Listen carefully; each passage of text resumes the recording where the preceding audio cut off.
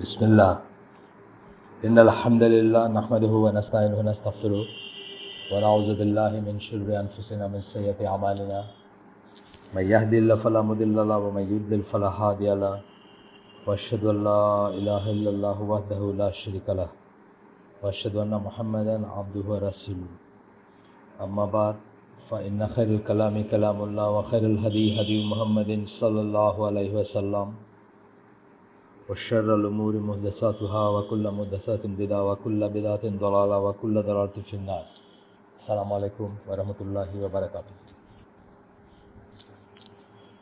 আমরা গতদিন কুফরের উপরে চ্যাপ্টারটা শেষ করছি। আজকে আমরা ইনশাআল্লাহ পড়ব আমরা বলছি যে অ্যাপ্লাইড আকীদা, অর্থাৎ আকীদা যখন আমরা আহলে সুন্নাত জামাত আকীদায় নিজেদেরকে দাখিল করলাম বা সেটা গ্রহণ করলাম অথবা সেটা বুঝলাম কি, তারপরে এই জিনিসগুলো জীবনে কিভাবে রিফ্লেক্ট করব, জীবনে আমরা কিভাবে এগুলোকে প্রয়োগ করব বা কিভাবে এগুলোর উপর থাকবো, সেটা নিয়ে আলোচনা।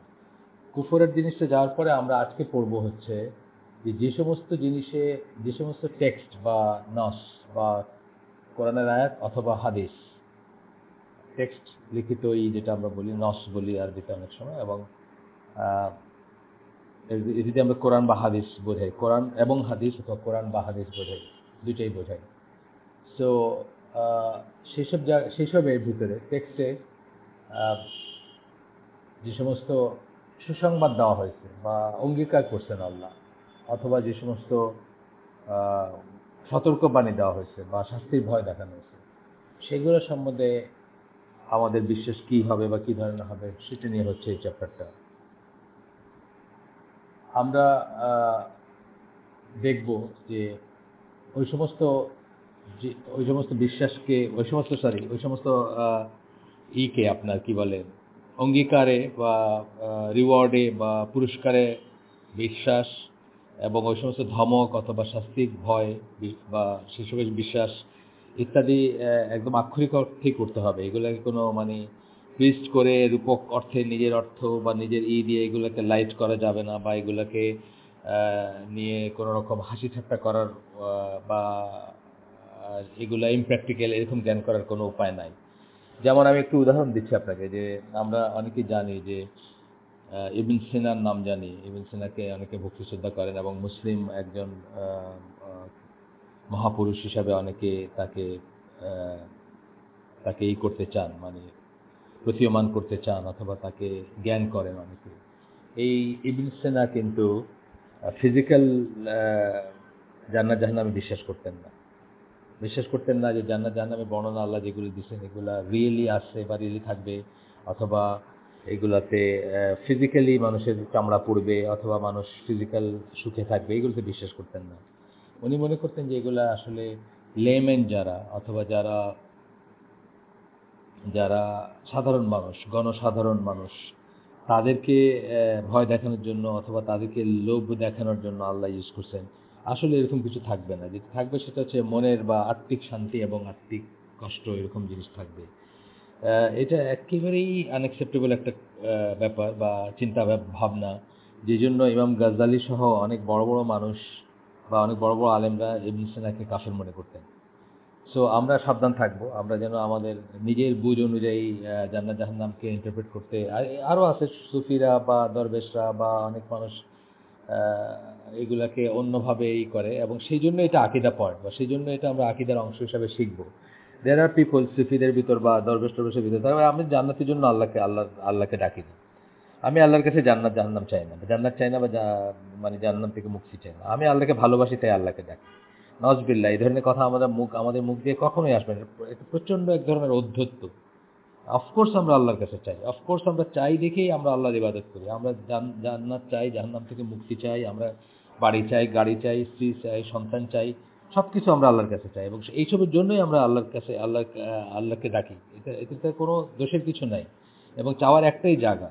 এবং আমরা এই কথাগুলো যখন আমাদের এই সেশন বা এই ক্লাসগুলো যখন শুরু করি, তখনই আমরা বলছি যে দোয়া হচ্ছে ইবাদতের এসেন্স, নির্যাস ইবাদতের। মানুষ ইবাদত করে কেন? সে চায়, তার প্রভুর কাছে চায়, তার রবের কাছে চায়, এবং চাইলে দেওয়ার মালিক তিনি, সেই জন্য মানুষ দোয়া করে, এবং দোয়া হচ্ছে ইবাদতের এসেন্স। মানুষের সকল ইবাদতের মাঝখানে নির্যাস হচ্ছে দোয়া। আইদার সে যা আছে সেটা যেন থাকে সেটা চায়, যে নিয়ামত আছে সেটা যেন প্রিজার্ভ থাকে সেটা চায়, সেটা সময়, সম্পদ, শ্রম, মেধা, যে কোনো কিছু, বা স্বাস্থ্য, বা অনেক কিছু হতে পারে, অথবা যেটা নাই তার সেটা চায়, যেটা আছে সেটা থাকুক, সেটা ধ্বংস না হোক, নষ্ট না হোক সেটা চায়, অথবা যেটা নাই সেটা সে চায় আল্লাহর কাছে। এবং অফকোর্স সে চাবে, এবং খুব কায়মনে চাবে, বা খুব নরম হয়ে চাবে। তার নাই এবং আল্লাহর আছে, আল্লাহ দিতে পারেন এবং সে সে সে কিছুই করতে পারে না, এইভাবে চাবে সে। সো এরকম অধ্যক্ষ আছে অনেকের, অনেক দরবেশ, অনেক সুফি, অনেক ফিলোসফার, অনেকে। আমরা আল্লাহর কাছে কিছু চাই না।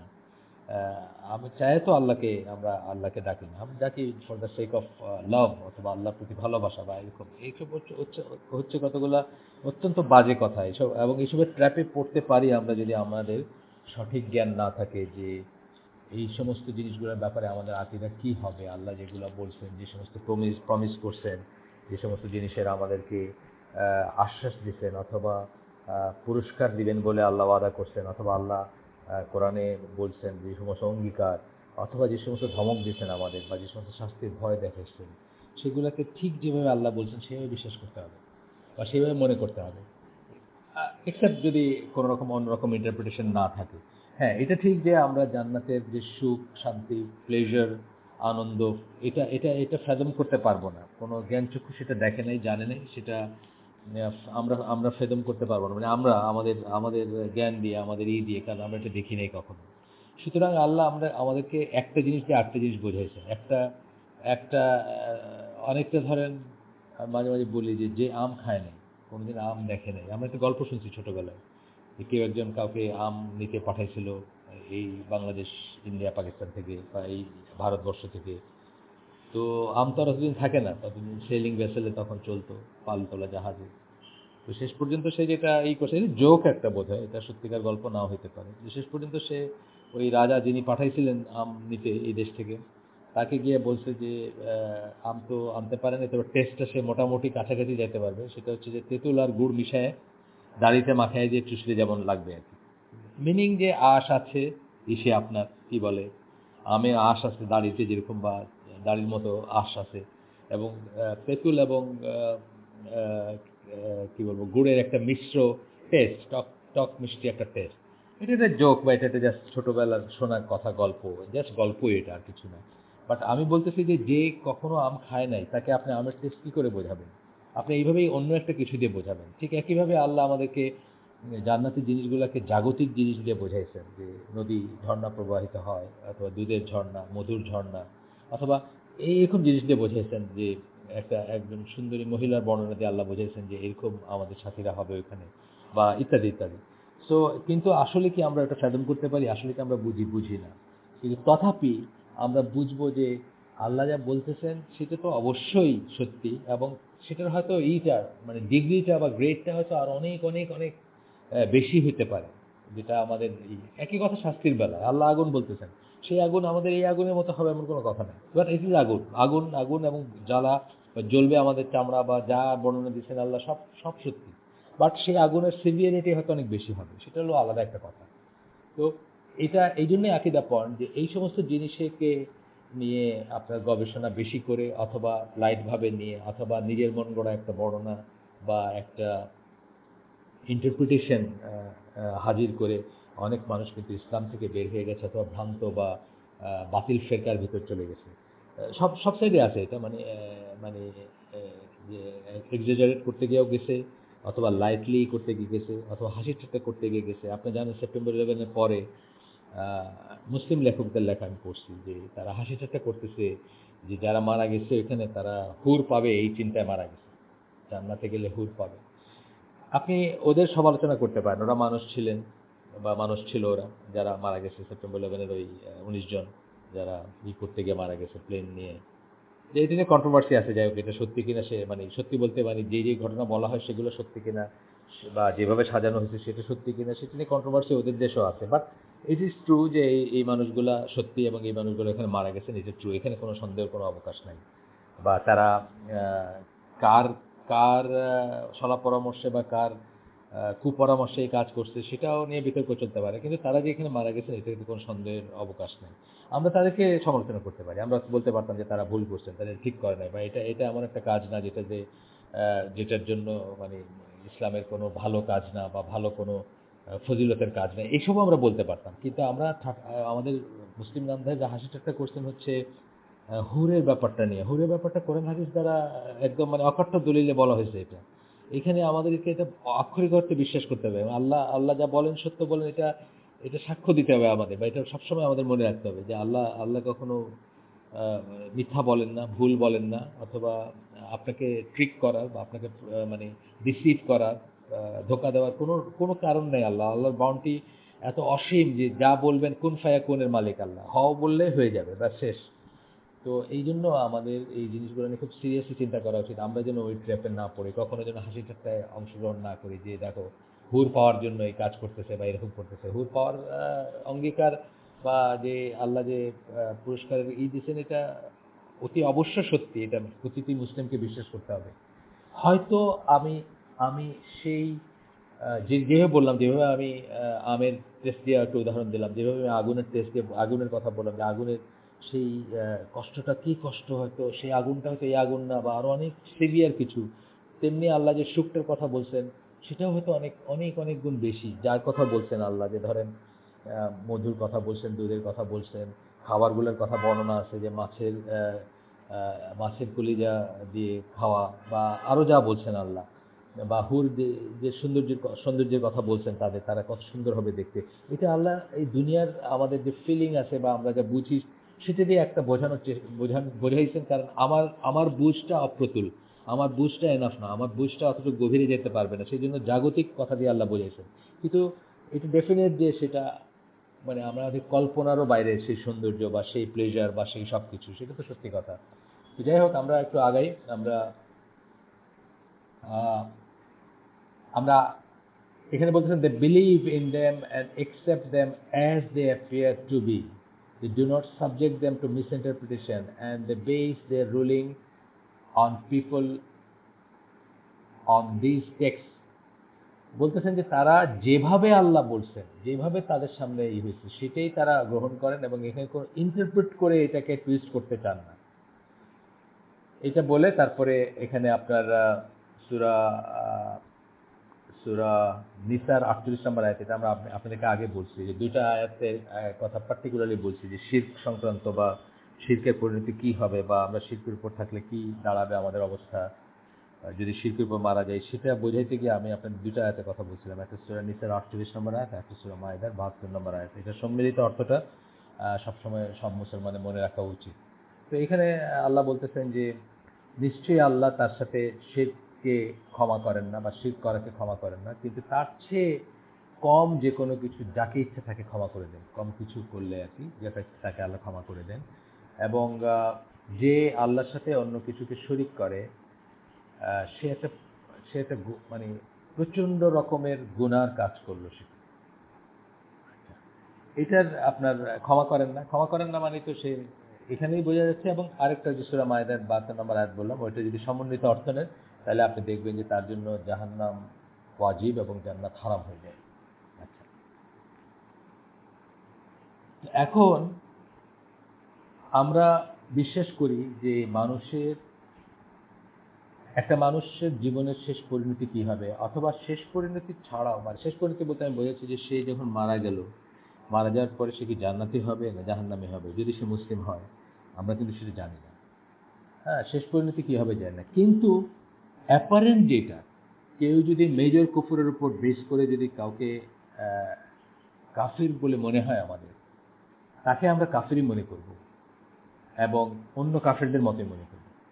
যদি মেজর কুফরের উপর সে থাকে এবং সেই অবস্থায় যদি সে মারা যায়, তাহলে আমরা বলবো না যে কি জানি মানে শেষ মুহূর্তে যদি উনি করে থাকেন, মানে উনি যদি তওবা করে থাকেন বা শেষ মুহূর্তে যদি উনি মুসলমান হয়ে থাকেন, এরকম কথা আমরা বলবো না।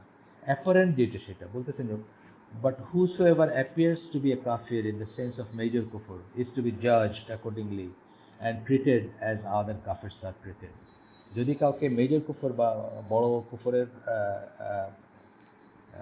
বড় কুফরের নিরিখে কাউকে যদি কাফের মনে হয় বা অ্যাপিয়ার করে বা অ্যাপারেন্ট হয়, তাহলে তাকে আমরা কাফের জ্ঞান করব। এখানে আপনার উদাহরণ আমি বলতেছি, যেমন ধরেন অনেকে আমাদের সাথে আর্গু করেন বা অনেক সময় বলেন যে মাদার তেরেসা এত ভালো কাজ করছেন, কে জানে যদি লাস্টে উনি ঈমান আনে থাকেন তাইলে কি আমরা বলতে পারবো যে উনি কাফের বা উনি জাহান্নামী? অফকোর্স আমরা বলতে পারবো, আমরা অ্যাপারেন্টটাই দেখবো, আমরা ভিতর খুঁড়ে দেখবো না কারো কি আসে।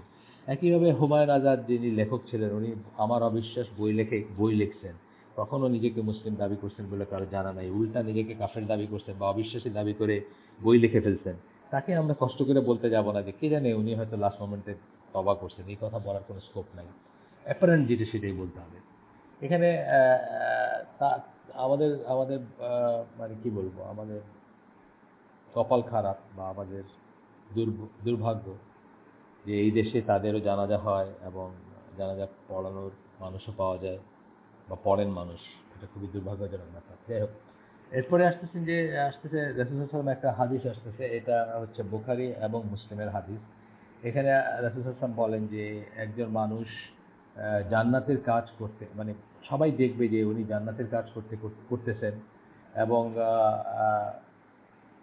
জান্নাতের কাজ করতেছেন বা জান্নাতি, বা সবাই হয়তো সার্টিফাই করতে যাবে যে উনি উনি তো নিশ্চিতই জান্নাতি বা উনি আহ, জান্নাতের কাজই করে যাচ্ছেন সারা জীবন, কিন্তু আসলে উনি হয়তো জাহান্নামী। এবং আরেকজন মানুষকে হয়তো মানুষ মনে করবে যে ইনার তো অনেক মানে ইনার তো অনেক খারাপ কাজ আছে, উনি কাছে আছে, উনি তো হয়তো জাহান্নামী হবেন, কিন্তু আসলে সে হয়তো জান্নাতি। এই কথাটা বলা হচ্ছে কিন্তু মেজর কুফরের ব্যাপারে বলা হচ্ছে না। আমরা একটু আগেই পড়ছি মেজর কুফরের উপর যিনি ই করবেন তার কথা বলা হচ্ছে না। এটা বলা হচ্ছে যে মুসলিমদের ভিতরে অনেক সময় দেখা যাবে যে কাউকে আমরা মনে করব, ধরেন সে হয়তো মুনাফিক, কথার কথা, তাকে আমরা মনে করব কিন্তু মুসলিম মনে করব কিন্তু, বা অথবা তাকে জান্নাতি মনে করব কিন্তু দেখব যে সে জাহান্নামী হবে। আর কাউকে হয়তো আমরা জাহান্নামী মনে করব কিন্তু সে হয়তো জান্নাতি হবে। সেটা হচ্ছে মুসলিমদের ব্যাপারে আসতেছে, অমুসলিমদের ব্যাপারে এই কথা আসতেছে না। এবং আহ, এটা আমরা আপনাদেরকে আগে আমরা বলছি যে রাসূল সাল্লাল্লাহু আলাইহি ওয়াসাল্লাম একটা হাদিস বলছি, আমি জানি না এই চ্যাপ্টারে ওনারা কোট করছেন কিনা সেই হাদিসটা, যেখানে আল্লাহ রাসূল সাল্লাল্লাহু আলাইহি ওয়াসাল্লাম একজনের মৃত্যুর পরে একজনের জানাজায় গেছেন এবং সেই সেই আনসার সাহাবী, সরি, সেই মুহাজির সাহাবী যিনি মারা গেছেন উনি একজন আনসার সাহাবীর ঘরে আশ্রিত ছিলেন, এবং সেই আনসার সাহাবী বলছেন যে আমার এই ভাই নিশ্চিতই জান্নাতে যাবেন, মানে ইনি জান্নাতি আর কি। তখন আল্লাহ রাসূল সাল্লাল্লাহু আলাইহি ওয়াসাল্লাম তাকে জিজ্ঞেস করছেন তোমার কাছে কি ওয়াহী নাজিল হয়েছে, তুমি জানলা কেমনে? উনি বলছেন যে ওর তো খুবই ভালো আমল ছিল ওনার এবং ই ছিল। তখন রাসূল সাল্লাল্লাহু আলাইহি ওয়াসাল্লাম বললেন যে কেবল আমল দিয়ে কেউ জান্নাতে যাবে না। ফেমাস হাদিস, এটা ওয়াইডলি কোটেড। আমি শুধু আপনাদেরকে সামারিটা বলতেছি, টেক্সট না, এক্সাক্ট টেক্সট বলতেছি না আমি। তো তখন সাহাবীরা একটু অবাক হলেন, হয়ে জিজ্ঞেস করলেন ইয়া রাসূলুল্লাহ আপনিও না? বললেন না আমিও না, মানে শুধু আমলের উপর বেস করে আমি বলতে পারবো না যে আমি জান্নাতি, এই কথাই বুঝে দিচ্ছেন রাসূল সাল্লাল্লাহু আলাইহি ওয়াসাল্লাম। সো এই এই ব্যাপারটা আর কি আমরা মনে রাখবো যে কাউকে আমরা জান্নাতি বা জাহান্নামী বলে সার্টিফাই করবো না, অ্যাজ লং এজ সে মুসলিম তাকে আমরা মুসলিমই জ্ঞান করবো, যতক্ষণ উনি নিজেকে মুসলিম ক্লেম করেন বা বা মেজর কুফরের জন্য যাকে কাফের সাব্যস্ত করা হয় না এরকম মানুষকে আমরা মুসলিমই মনে করবো। এই হাদিসটার আরেকটা ভার্সন আছে, যেটা হচ্ছে যে আল্লাহ রাসূল সাল্লাল্লাহু আলাইহি ওয়াসাল্লাম বলতেছেন one of you may do the deeds of the people of paradise until there is no more than a cubit between him and it. তোমাদের কেউ হয়তো জান্নাতের কাজ এমনভাবে করবা যখন তোমাদের মানে যে করবে জান্নাতের কাজটা তার মাঝে আর জান্নাতের মাঝে এক বিঘত দূরত্ব থাকবে, then the decree overtakes him and he does the deeds of the people of hell and enters therein. এবং তখন আল্লাহ নির্ধারণ বা কাদার টেক ওভার করে, মানে আল্লাহ তো জানেন আসলে সে কি। এখানে বুঝতে হবে একটা জিনিস যে সবার কাছে মনে হবে সে জান্নাতের কাজ করতেছে, এটা কথাটা ইম্পর্টেন্ট, অ্যাপারেন্ট যেটা, কিন্তু আসলে তার ভিতরে বা কোনো কারণবশত আল্লাহ তাকে ঠিকই জানেন যে উনি জান্নাতির না বা সেই ভদ্রলোক জান্নাতির না, সেই কথাটা এখানে আসতেছে। কিন্তু আল্লাহ কিন্তু অবিচারক না, মানে আল্লাহ একজন একজন যদি সত্যি জান্নাতের কাজ করে থাকেন তাকে তার রিওয়ার্ড দিবেন না এটা না, কিন্তু আল্লাহ নিজের উপর জুলুমকে হারাম করে নিচ্ছেন। সুতরাং আমরা ওটা মনে করবো না বা ওটা বুঝবো না। এখান থেকে বুঝবো যেটা মানুষের চোখে মনে হবে যে উনি জান্নাতের কাজ করছেন এবং জান্নাতের মানে এক বিঘত দূরে আছেন জান্নাত থেকে বা এরকম একটা অবস্থাতে তার ডিগ্রি ডিগ্রি হচ্ছে কাদার, যেটাকে আমরা বলি কাদা ওয়াল কাদার, একটা সাবজেক্ট ইসলামে। এটা নিয়ে আমরা পরে কথা বলবো ইনশাল্লাহ। কাদা মানে ফয়সালা আর কাদার মানে হচ্ছে ডিগ্রি বা নির্ধারণ, ভালো মন্দের নির্ধারণ যেটা সেটা। তো বলবেন যে এক বিগত দূরে থাকতে তার কদর তাকে টেক ওভার করবে বা কদর তার উপর কার্যকর হবে, and he does the deeds of the people of hell and enters therein, এবং তখন সে জাহান্নামী একটা কাজ করে বসবে এবং সে জাহান্নামে যাবে। এটা অনেক হয়, যেন আমি আমি নিজে চিনি যে এক এক বাংলাদেশের এক নায়িকা, তার বাবা একসময় আমার ছোট ভাইয়ের কাছাকাছি থাকতো উত্তরায়। তো ওনার বয়স ধরেন 60, তখনকার কথা বলতেছি, 60+, 65 টাইপের হতে পারে। তো তখন উনি একসময় বলতেছেন, আমার ভাইকে বলতেছেন যে আমি তো আগে নামাজ রোজা সবই করতাম, কিন্তু এখন কিছু ফিল করি না, মানে এখন ফিল করি না, মানে এখন আর ভিতরে কোনো টের পাই না যে ইচ্ছা বা ইমান বা একটা আর্জ, যেটা এই যে ব্যাপারটা ধরেন, এরকম অনেক মানুষ আছে যারা ঠিক হয়তো মৃত্যুর একদিন, 1 ঘন্টা বা 1 মাস বা 1 বছর আগে ইমান হারায় ফেলে, তখন তারা, বা ঠিক আগে আগেই হয়তো ইমান হারায় ফেলে এবং তখন তারা জাহান্নামী হয়ে যায়।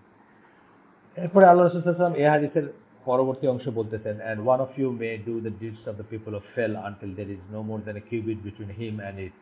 তোমাদের কেউ হয়তো জাহান্নামের মতোই কাজ করতেছে বা জাহান্নামের কাজ করতেছে, যখন জাহান্নাম আর তার তোমাদের ভিতর বা তার ভিতর আর কি, যার কথা বলতেছেন তার ভিতর একটা 1 বিঘত দূরত্ব, দেন দ্য ডিগ্রি ওভারটেকস হিম, তখন তার কদর তাকে মানে ভর করে তার উপর, বা কদর তাকে টেক ওভার করে বা তার উপরে তাকে ছাপায় যায় আর কি, মানে তার কাজগুলোকে ওভারটেক করে।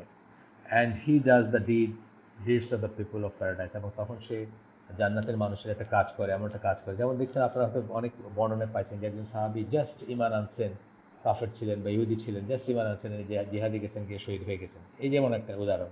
সারা জীবন জাহান্নামের কাজ করছেন, ইহুদি ছিলেন বা লাস্ট মোমেন্টে একটা কিছু করলেন, ঈমান আনলেন এবং জিহাদে গেলেন এবং তারপরে জান্নাতি হলেন, বা এই ধরনের কথা। ওইটা ছাড়াও আমি ওইটা মুসলিমদের ভিতরে আমি বলতেছি যে একজন মানুষ হয়তো গুণাগার ছিল, তারপরে হঠাৎ করে তার একটা চেঞ্জ আসলো, একেবারেই হয়ে যাবে। আমরা নিজের ভিতরে আমি দেখি যে আমি অনেক সময় আমার ওয়াইফকে বলি যে ইনি তো অনেক দিন উল্টা পাল্টা পথে ছিলেন, কিন্তু দেখো এখন উনি আমাদের ওভারটেক করে যেতেছেন, মানে আমাদেরকে পার হয়ে যাচ্ছেন, আমাদের চেয়ে অনেক ভালো আমল হয়ে গেছে, বা আমাদের চেয়ে অনেক ভালো তার ইবাদত বা তার ইখলাস বা ইত্যাদি। আমাদের জ্ঞানে যেটুকু কুলায় সেটুকু বলি আর কি, কিন্তু এটার মানে এটা না যে আমরা সার্টিফাই করি যে উনি জান্নাতি, সেটা না। আমরা তো উদাহরণ দিচ্ছি, আপনাদের সবার লাইফে হয়তো এমন মানুষকে দেখছেন যিনি হয়তো অনেক ছিলেন, মানে কথার কথা, সিনেমা দেখতেন, গান শুনতেন, আনন্দ ফুর্তি পার্টি এইসব, তারপরে হঠাৎ দেখলেন যে এমন চেঞ্জ হইলো যে আপনাকে ওভারটেক করে গেলেন এবং অনেক ভালো আমলের হয়ে গেলেন। এরকম হয়, আমাদের ভিতরে পরিচিতের ভিতরে আছে এরকম মানুষ। আচ্ছা, তারপরে বলতেছেন আল্লাহ রাসূল সাল্লাল্লাহু আলাইহি ওয়াসাল্লাম, but if a person dies who dies is outwardly Muslim, then they testify that he is a pious believer, and they testify in general terms that he is one of the people of paradise, inshallah. কিন্তু আমরা যদি outwardly কাউকে মুসলিম জানি, এবং যদি জানি আমরা যে উনি পায়াস বা উনি পরেজগার ছিলেন, তাহলে জেনারেল টার্মসে আমরা বলতে পারি যে ইনশাল্লাহ উনি জাহান্নামে। ইনশাল্লাহটা লাগাবো আমরা এখানে, আল্লাহ রাসূল স্পেসিফিক্যালি ইনশাল্লাহ কথাটা বলছেন, ইনশাল্লাহ উনি জান্নাতে যাবেন এই কথা আমরা বলতে পারি, বা ইনশাল্লাহ উনি জান্নাতে এই কথা বলতে পারি। আউটওয়ার্ডলি উনি মুসলিম ছিলেন, উনি ভালো কাজ করছেন, আমাদের অন্য কিছু জানার উপায় নাই। পরবর্তীতে আমরা দেখবো যে অন্য জায়গায় আসে যে আমাদের যে কোনো মানুষ, মানে যে কোনো মুসলিম মারা গেলে আমরা কি বলবো, আমরা কি চিন্তা করব। যদি ভালো আমলের উপর মারা যান, আমরা আশা করব যে উনি জান্নাতি হবেন, বলবো যে আল্লাহ যেন ওনাকে দোয়া করবো ওনার জন্য, এবং ইনশাল্লাহ উনি জান্নাতে যাবেন, এরকম করে দোয়া করবো। আউটওয়ার্ডলি যদি মুসলিম হিসেবে মারা যান এবং ভালো কাজ করে বা পরেশগারির উপর মারা যান, আমরা এটা বলবো। আর যদি কেউ খারাপ কিছুর উপর মারা যান, মুসলিম হয়েও, আউটওয়ার্ডলি মুসলিম হয়েও যদি খারাপ চরিত্রের উপর বা খারাপ আমলের উপর মারা যান, আমরা তার জন্য দোয়া করবো আমরা, কিন্তু আমরা ভয় লাগবে আমাদের যে আল্লাহ তাকে মাফ করলে হয়, উনি না আবার ঝামেলায় পড়ে যান বা জাহান্নামের অধিবাসী হন, আমাদের ভয় থাকবে। যেমন ধরেন আমরা অনেক সময় আমাদের বাবা মাদের জন্য দোয়া করি, আমাদের বাবা মাদের হয়তো একটা জ্ঞান ছিল না। এটা সত্যি কথা যে এখন যেরকম আমরা কোরআন হাদিসের অ্যাক্সেসিবিলিটি যেটাকে বলে, আমরা যেভাবে হাতের কাছে পাই। ফর এক্সাম্পল, আমি একদিন আমার শ্বশুর যখন বেঁচে ছিলেন, আমি একদম, উনি নজরুলের খুব ভক্ত ছিলেন, কাজী নজরুল ইসলামের। তো আমি বলতেছিলাম যে নজরুল ইসলাম তো মারাত্মক আকীদার ত্রুটি ছিল, উনি তো টেকনিক্যালি মুসলিম ছিলেন কিনা এটা নিয়ে বিতর্ক আছে বা বিতর্ক থাকতে পারে, এরকমই একটা অবস্থা ছিল ওনার। আহ, অনেক গল্প আছে ওনাকে নিয়ে, যাই হোক, যারা পড়াশোনা করছেন তারা জানেন। ওনাকে নিয়ে আমাদের ভয় হয় যে উনি কি মুসলিম ছিলেন কিনা আদৌ বা এরকম। তখন আমার শ্বশুর বলতেছেন যে আরে মিয়া, উনি আর কি ময়মনসিংহের ভাষায় বলতেছেন আমাকে যে আরে মিয়া, আহ, নজরুলের সময় কি তোমার আলবানি ছিল? আলবানির বই ছিল যে ও পড়বো আর পড়ে জানবো কোনটা ঠিক আর কোনটা বেঠিক, থাকলে ঠিকই উনি পড়তেন, মানে এই ধরনের আর কি। মানে উনি ওনার একটা ওনারও ভয়টা লাগছে, এবং উনি বলতেছেন যে ওই সময় কি আলবানির বই ছিল, হাদিসের বই ছিল বা এইসব বই ছিল নাকি, মানে তোমরা যেগুলো পড়ে পড়ে আজকে এত কথা বলতেছো। তো এইটা কথাটা কিন্তু একেবারে অসত্য বা অঠিক কথা না, কিন্তু আমাদের বাবা মারা কিন্তু অনেক কিছুই না জেনে মারা গেছেন, অনেক কিছু না করে মারা গেছেন, অনেক ভুল আকীদা বা মানহাজের উপর মারা গেছেন। আমরা আল্লাহর কাছে কান্নাকাটি করব, আমরা চাইবো যে আল্লাহ যেন তাদের অজ্ঞতার অজুহাত গ্রহণ করেন, তাদের কাছে যে আমাদের মতো এত মেটেরিয়াল ছিল না সেই অজুহাতটা যেন গ্রহণ করেন এবং তাদেরকে মাফ করে দেন। তাদের জন্য আমরা ভয় করি, আমার ভয় হয় আমার বাবা মার জন্য, বা আরও সিনিয়র যারা, আর একটু আগের যারা, যেমন ধরেন আমাদের নানা দাদাদের জেনারেশন, তারা তো অনেক ধরনের বিদআত, শিরক এবং কুফরের সাথে হয়তো যুক্ত ছিলেন। যেমন আমার বাড়ি সিলেটে ধরেন এনমাস, আমি যদি জেনারেল বলি সিলেটেদের কথা, অলমোস্ট সবার কথাই বলতে পারি আমি, যে আমাদের 2 জেনারেশন আগে আমার দাদার জেনারেশনের যারা, তারা মাজার, কবর ইত্যাদিতে খুব ভক্তি শ্রদ্ধা রাখতেন। মাজার পূজারী না হইলেও মাজারে মানত করতেন, মাজারে যাইতেন, বা নানাবিধ শিরক, কুফর বা ছোট শিরক, ছোট কুফর ইত্যাদির সাথে জড়িত যে ছিলেন, এটা নিয়ে মানে মোটামুটি জেনারেলভাবে বলা যায়, এক্সেপশন কেউ থাকতে পারে।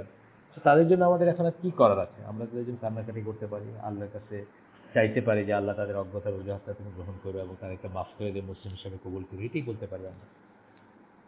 ঠিক আছে, আমরা একটু আগাই। এরপরে আপনার একটা আয়াত পড়ব, সেটা সূরা বাকারার 25 নম্বর আয়াত। আল্লাহ বলতেছেন, এমন তাদেরকে সুসংবাদ দাও যারা বিশ্বাস করে, তাদেরকে সুসংবাদ দাও যারা বিশ্বাস করে এবং সৎ কাজ করে, তাদেরকে সুসংবাদ দাও। কিসের সুসংবাদ?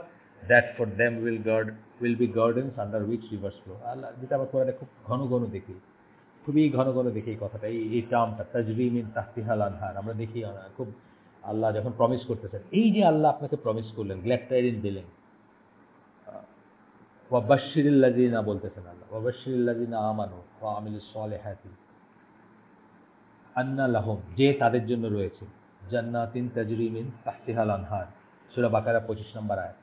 এই যে আল্লাহর কথাটা বললেন, এটা আমরা আক্ষরিক অর্থে বিশ্বাস করব। তবে সেটা হয়তো আমরা যে বাগানকে চিনি সেই বাগানের চেয়ে মিলিয়ন টাইমস সুন্দর বাগান, সেই ঝর্ণা হয়তো মিলিয়ন টাইমস প্লেজেন্ট ঝর্ণা, কিন্তু আল্লাহ আপনাকে এই দুনিয়াতে আপনি যা জানেন এবং চেনেন সেটা দিয়ে কিন্তু যা আপনি জানেন না এবং চেনেন না সেটা একটা আইডিয়া দিচ্ছেন এখানে। এবং এইটা তো অবশ্যই বটম লাইন, এটাকে আমরা অবশ্যই বিশ্বাস করব এবং মনে করবো যে এটা অনেক গুণ হবে, মানে এটার পিউরিটিটা বা সৌন্দর্যটা বা প্লেজার বা প্লেজেন্ট যে ফিলিং, সেটা অনেক গুণ বেশি হবে, সেটা অবশ্যই হবে ইনশাল্লাহ। আচ্ছা, এরপরে আল্লাহ বলতেছেন আরেকটা আয়াত, এটা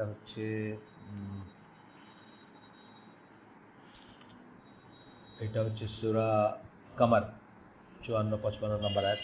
আল্লাহ বলতেছেন, নিশ্চয়ই যারা মুত্তাকুন, মানে প্লুরাল, মুত্তাকি যারা, will be in the midst of gardens and rivers. ওই যেটা আল্লাহ বললেন যে বাগান, জান্নাত এবং রিভার বা ঝর্ণা তার ভিতর থাকবে। In a seat of truth, এমন একটা আসন যেটা সত্যের আসন, বলতে আল্লাহ বোঝাচ্ছেন জান্নাত। নিয়ার দ্য অমনিপটেন্ট কিং, কার কাছে থাকবেন? আল্লাহর কাছে অবস্থান করবেন। এই কথাটা আমরা আক্ষরিক অর্থে বিশ্বাস করবো এবং যেভাবে আল্লাহ প্রমিস করছেন সেভাবে বিশ্বাস করবো, এবং সেটার জন্য আমরা স্ট্রাইভ করবো, সেটার জন্য আমরা চেষ্টা করবো যাতে আমরা সেটা অ্যাচিভ করতে পারি ইনশাআল্লাহ। এরপরে আল্লাহ রাসূল সাল্লাল্লাহু আলাইহি ওয়াসাল্লাম একটা হাদিস আসতেছে, মুসলিমের হাদিস এটা, এখানে বলতেছেন যে যে জেনে মরবে যে আল্লাহ ছাড়া ইবাদতের যোগ্য কোনো সত্যিকার ইলাহ নেই, অর্থাৎ লা ইলাহা ইল্লাল্লাহ, এই কথাটা জেনে যে মরবে। জানা মানে আমরা আগে পড়ছি শাহাদাত শর্তে, মনে আছে আপনাদের? শাহাদাত শর্ত আমরা 9টা শর্ত পড়ছিলাম।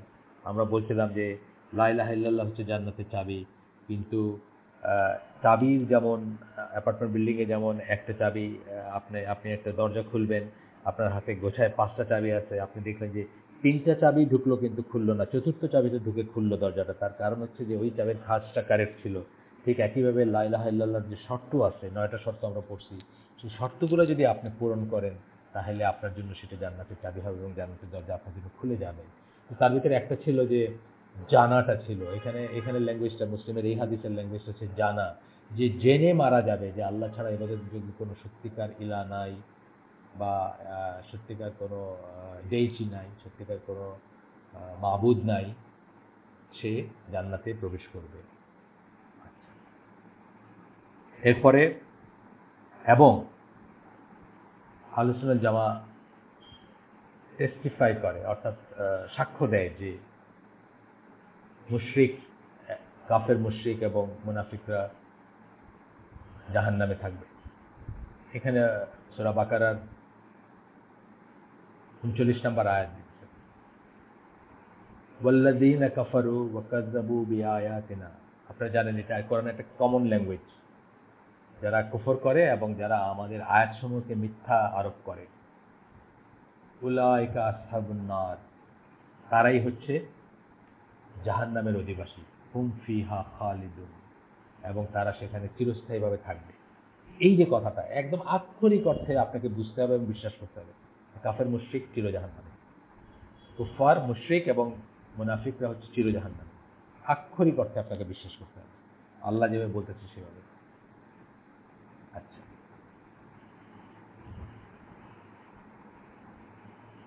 এরপরে আসতেছে আমরা দেখব যে এই একই টোকেনে আমরা কিন্তু মুসলমানদের কখনোই চির জাহান্নামী মনে করব না।